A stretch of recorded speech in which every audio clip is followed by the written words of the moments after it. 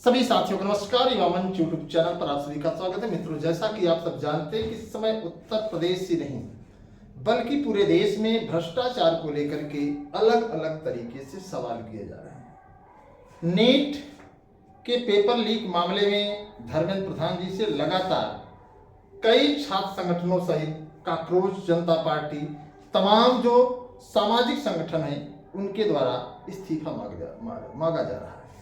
अब सवाल यह उठता है कि आखिरकार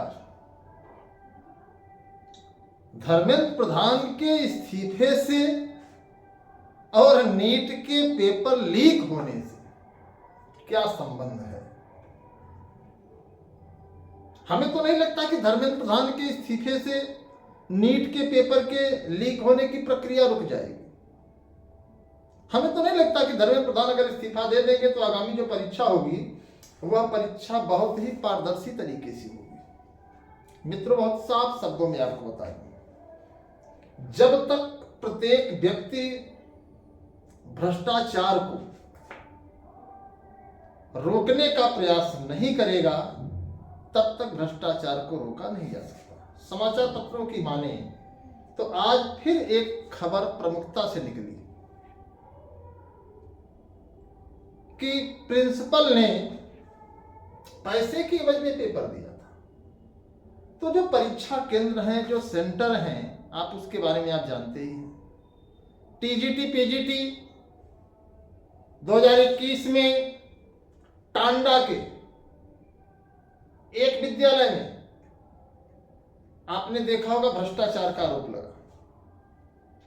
जब तक सरकार गंभीर नहीं होगी, जब तक व्यवस्था चुस्त दुरुस्त नहीं होगी, जब तक कड़ी सजा भ्रष्टाचारियों को नहीं दिया जाएगा, तब तक भ्रष्टाचार रोक पाना संभव नहीं है। अब बात करें भ्रष्टाचार कहां से शुरू होता है। किसी भी ऑफिस में जाइए, वहां के बाबू से लेकर के आला कमान तक भ्रष्टाचार पूरी तरीके से चरम पर है। और जब भ्रष्टाचार चरम पर है तो उसे रोक पाना हमारे आपके बस की बात नहीं है। जो भी साथी वीडियो को देख रहे हैं सभी से अपील है कि आप वीडियो को अधिक से अधिक शेयर करें, अधिक से अधिक साथियों तक ये संदेश पहुंचाएं, जिससे कि भ्रष्टाचार को कैसे बढ़ावा मिल रहा है इसे समझना पड़ेगा। मैंने इस पर एक दिन और वीडियो बनाया था और मैंने आपको बताया था भ्रष्टाचार कैसे शुरू होता है। कोई भी ऑफिस, कोई भी कार्यालय आप जाइए और वहां जो बाबू बैठा है, वहां जो अधिकारी बैठा है, जब आप लेन देन की बात करेंगे तो आपका मामला तुरंत हल हो जाएगा, वरना आपको महीने 2 महीने चक्कर लगाना पड़ेगा। जैसे इलाहाबाद, प्रयागराज जिला विद्यालय निरीक्षक कार्यालय की हम बात करें तो, हालांकि इस मुद्दे को मैंने लगातार उठाया, आप लोगों ने इसमें समर्थन नहीं किया। समर्थन क्यों नहीं किया? क्योंकि आप इससे रिलेटेड नहीं है। तो जब अपने पर आती है तब आपको पीड़ा होती है। लेकिन आपको थोड़ा सा नेचर अपना बदलना होगा कि अगर भ्रष्टाचार है तो भ्रष्टाचार है। अब मैं दावे के साथ कह सकता हूं कि इस वीडियो को आप शेयर नहीं करोगे, क्योंकि मैं चतुर्थ श्रेणी कर्मचारी आउटसोर्सिंग, जिसमें परिचालक हैं, सफाई कर्मी है और चौकीदार है, उसकी चर्चा कर रहा हूं। जिला विद्यालय निरीक्षक कार्यालय में कहा जाता है, घुमाया जाता है, आज नहीं आना है, कल नहीं आना है, परसों नहीं आना है, नर्सों ने, ये तमाम चीजें, जबकि अगर आप पैसा देंगे तो आपका काम तत्काल हो जाएगा। शायद अगर जिला विद्यालय निरीक्षक से कोई संबंधित व्यक्ति है तो आप कमेंट करके बता सकते हैं। तो उन आउटसोर्सिंग कर्मचारियों को घुमाया जा रहा है 6 महीने से, 3 महीने से। ये तो इत्तेफाकन युवा मंच की एंट्री होती है, 1-2 लोगों को नियुक्ति मिल जाती है, वरना किसी को नियुक्ति देने के लिए ये कर्मचारी, ये अधिकारी खाली नहीं है। अगर आप अधिकारियों से मिलते हैं, हाँ हो जाएगा, परेशान न होइए, बहुत जल्द हो जाएगा। जो जल्द शब्द है ये बहुत ज्वलंत शब्द है। आपको लगता है कि नहीं हम तो मस्त हैं, हम तो टीजीटी पीजीटी वाले हैं, तो हमको दुनिया से क्या पड़ी है, हमको असिस्टेंट प्रोफेसर वाले हैं, हमको दुनिया से क्या पड़ी है, हम तो पीसीएस वाले हैं, हमको दुनिया से क्या पड़ी है। इसीलिए काकरोच पार्टी का उदय हुआ। सीजीआई ने आसानी से नहीं कहा कि आप काकरोच हैं। सीजीआई महोदय को अनुभव है, वे काफी अनुभवी हैं कि बेरोजगार काकरोच होता ही है। अब काकरोच की क्षमता आपको पता है, अंधेरे में रहने की क्षमता, कीड़े मकोड़े खाने की क्षमता। जैसे हम आप दाल चावल खा करके जिंदगी जी रहे हैं 10 बाई 10 के कमरे में, जबकि हमारे पास योग्यता भी है, हमारे पास डिग्री भी है, हम योग्य हैं, लेकिन सरकारें समय से विज्ञापन नहीं निकाल रही हैं, भर्ती नहीं कर रही हैं, और हम आप एकदम शांत पड़े हैं। तो कहीं ना कहीं हमें आपको खुद की एनालिसिस करनी होगी। आप अपनी एनालिसिस नहीं करते कि अगर किसी ने आपको कोई उपाधि दी है तो काफी सोच समझ करके उस पर मंथन किया होगा। आप आलसी हैं, सॉलिड है। आप बेरोजगार हैं, सॉलिड है। आप सोशल मीडिया पर एक्टिव हैं, मतलब कि मोबाइल में रील, गाने वाली रील आप देखते हैं, लेकिन अपने करियर के प्रति, अपने भविष्य के प्रति आपके साथ अन्याय क्या हो रहा है, आपको उस पर 2 शब्द लिखना अगर हो जाए तो आप नहीं लिखते हैं, आप नहीं बोलते हैं विवाद तरीके से। जबकि देश के हर एक नागरिक का यह अधिकार है, उसे संवैधानिक अधिकार दिया गया है कि आप बोल सकते हैं, आप लिख सकते हैं, आप सवाल कर सकते हैं। और जब सवाल करने वालों की संख्या कम होती है तो निश्चित तौर पर मैं इस बात को डंके की चोट पर कर सकता हूं मित्रों कि आप शून्य हो जाते हैं, और उसी का फायदा सरकारें उठाती हैं। अगर हम देखें जीएनजी के बाद आपने देखा होगा छात्रों में थोड़ी सी आक्रोश की भावना उत्पन्न हुई, लेकिन वो आक्रोश सही दिशा में नहीं है, जबकि आक्रोश सही दिशा में होना चाहिए। शिक्षा के क्षेत्र में, रोजगार के क्षेत्र में,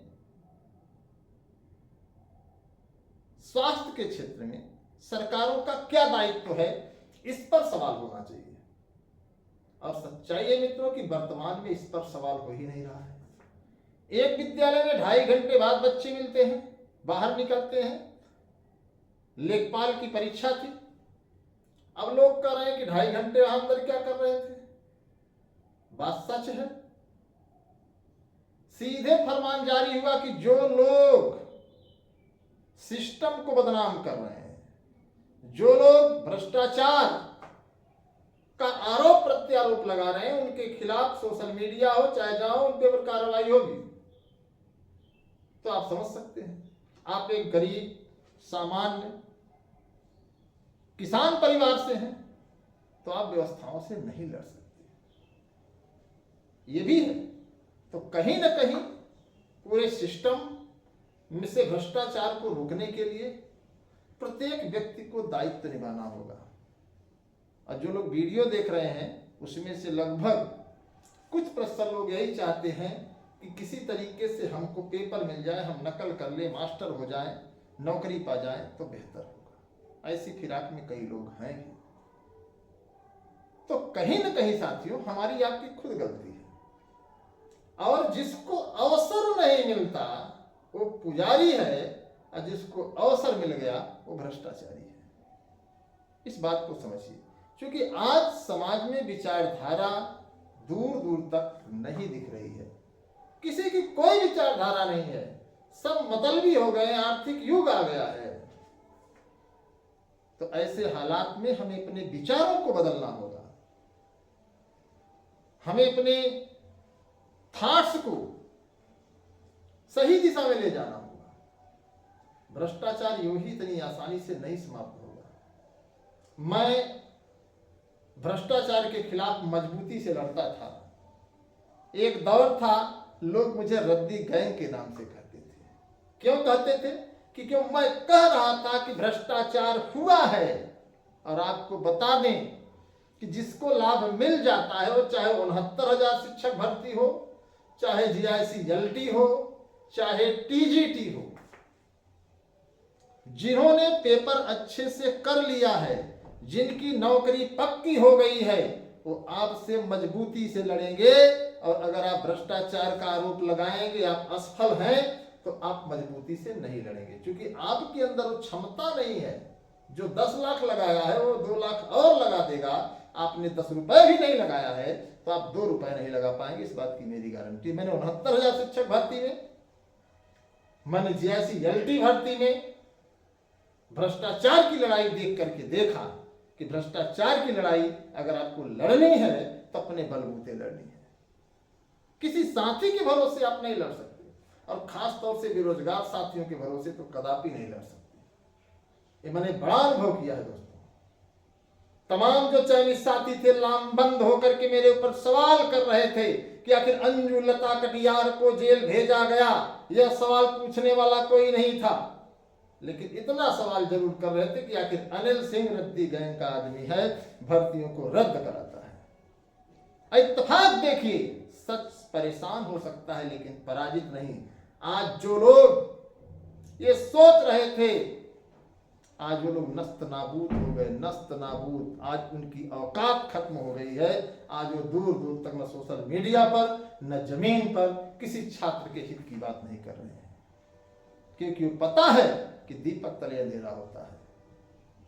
अब भ्रष्टाचारी हैं तो आज नहीं तो कल पोल खुलेगी, और पोल खुली भी लोगों। तो सच्चाई यही है दोस्तों। बाकी 3 और 4 जून को टीजीटी, ट्रेंड ग्रेजुएट टीचर अर्थात टीजीटी अर्थात सहायक अध्यापक अशासकीय सहायता प्राप्त माध्यमिक विद्यालयों की परीक्षा है। परीक्षा आराम से दीजिए, इत्मीनान से दीजिए, और 4 जून के बाद अपनी किस्मत को 4 चांद लगाने के लिए, क्योंकि एक बड़ी वैकेंसी, बड़ा पैकेज लगभग 16,000 से अधिक का है। अब 16,000 से अधिक का है तो समझ जाइए, उसके लिए हमें आपको मजबूती से लड़ना है, और इतनी मजबूती से लड़ना है कि चुनाव 2027 से पहले उसकी परीक्षा भी करा लेनी है, रिजल्ट भी ले लेना है, और नौकरी भी ले लेनी है। अगर आप तैयार हैं इस मिशन से तो युवा मंच टीम के साथ जुड़िए और इस वीडियो को शेयर करिए। नहीं तैयार है तो जिस दुनिया में मस्त हैं पड़े रहिए। हमें क्या, एक कहावत कही गई है कि तुम्हें गैरों से कब फुर्सत, हम अपने गम से कब खाली, चलो बस हो चुका मिलना, न तू खाली न हम खाली। तो आपको समय नहीं है अपने अधिकारों के लिए, तो भैया मेरे पास भी समय कहाँ। मैं तो इसी में सोचता हूँ कि यार किसकी लड़ाई में लड़ने लगा। न मैं समाजवादी हूँ, न मैं बसपाई हूँ, न भाजपाई हूँ, न कांग्रेसी हूँ, न पियरका चच्चा वाला हूँ, न ललका चच्चा वाला हूँ, न नीला वाला हूँ, न पीला वाला हूँ। हमारा सीधा उद्देश्य है शिक्षा और रोजगार हो चाहे जिसकी सरकार हो। मैं सीधे सीधे कह रहा हूं। हाँ, अगर आपको जाति में, धर्म में अपनी भलाई दिख रही है तो देखते रहिए। मेरी तरफ से तो सिर्फ यही है कि अगर आप शिक्षित हैं, रोजगार युक्त हैं, तो आप दुनिया के सबसे सफल इंसान हैं। अगर आपको सफल इंसान बनना है तो निश्चित तौर पर आपको शिक्षित बनना होगा, संगठित बनना होगा, और अपने अधिकारों के लिए संघर्ष का हिस्सा बनना होगा। फैसला आपके हाथ में मित्रों। आप कमेंट करके बताइए कि आखिर क्या चाहते हैं। 4 जून के बाद आप युवा मंच टीम के साथ मजबूती से तन, मन और धन तीनों से आ रहे हैं, या फिर जिस हालात में आप हैं उसी हालात में खुद को जिंदा रखना चाहते हैं। फैसला आपके हाथ में है। अभी से मिशन इसलिए शुरू है कि 4 तारीख के बाद हम आपसे सवाल नहीं करेंगे, बल्कि 4 तारीख के बाद हम फरमान जारी करेंगे, और एक बड़े आंदोलन, एक बड़ी लड़ाई, एक बड़ी डिमांड सरकार से करने के लिए हम लोग मैदान में उतरेंगे। तो क्या सभी तैयार हैं? अगर तैयार है तो इस वीडियो को अधिक से अधिक शेयर करिए, ताकि उत्तर प्रदेश के कोने कोने में रहने वाला हर नौजवान पहले से यह जानता रहे कि 4 जून के बाद कुछ होने वाला है।